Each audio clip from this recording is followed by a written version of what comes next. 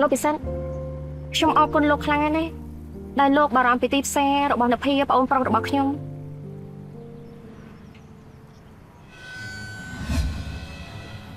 មិនអីទេ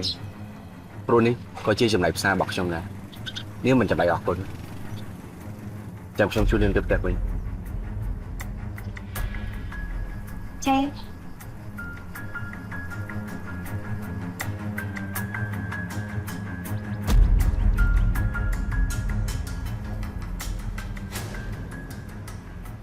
លោកពិសិដ្ឋឈប់ត្រឹមហ្នឹងឯង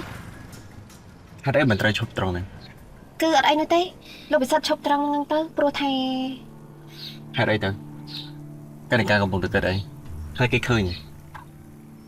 គឺអត់បានគិតអីនោះទេបើអញ្ចឹងចាំខ្ញុំជួបចុះផ្ទះគឺខ្ញុំអាចដើរចូលទៅខ្លួនឯងបានហើយខ្ញុំអរគុណលោកពិសិដ្ឋច្រើនណាស់ដែលបានជួយខ្ញុំមកខ្ញុំទៅសិនណា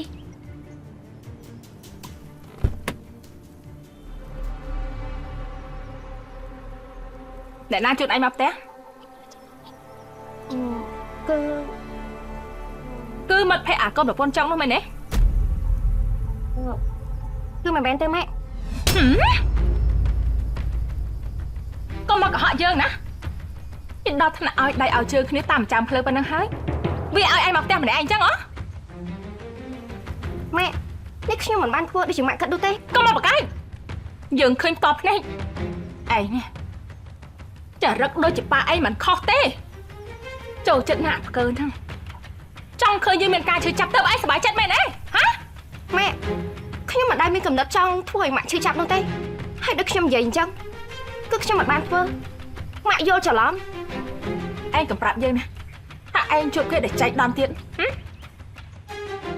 យើងល្អយើងថាឯងទៅជួបគ្នាក្នុងផ្ទះស្រៈតែម្ដងទៅហើយបើបានរត់តាមគ្នាទៀតរត់តែល្អមិនបាច់ចាំអសរទ្រូងយើងជាម្ដាយឯងទេព្រោះក្នុងចិត្តឯងនេះវាគ្មានយើងស្រាប់ទៅហើយម៉ែកុំឲ្យយើងថាម៉ាក់ព្រោះថាយើងវាមិនល្អគ្រប់គ្រាន់បានជាឯងមិនស្ដាប់សម្ដីយើងស្រឡាញ់មនុស្សដែលយើងមិនចូលចិត្តមនុស្សដែលយើងហាមចូលចិត្តណាក់ផ្កើនេះ